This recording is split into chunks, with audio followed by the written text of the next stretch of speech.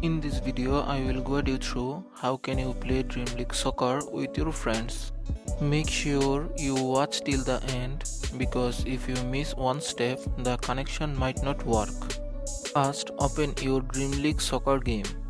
Make sure both you and your friend are using the same version of the game to avoid any connection issues. On the home screen, tap on Dream League Live.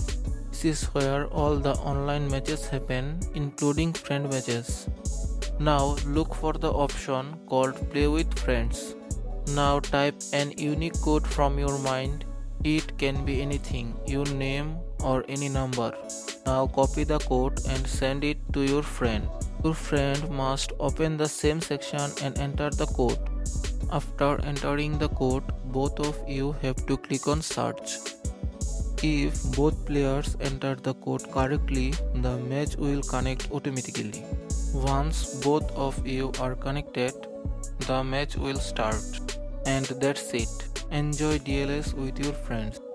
If the game doesn't connect, ensure you both have stable internet. And you must use the same version of DLS. So that's how you can play Dream League Soccer with your friends easily. If this video helped you, don't forget to like, comment and subscribe.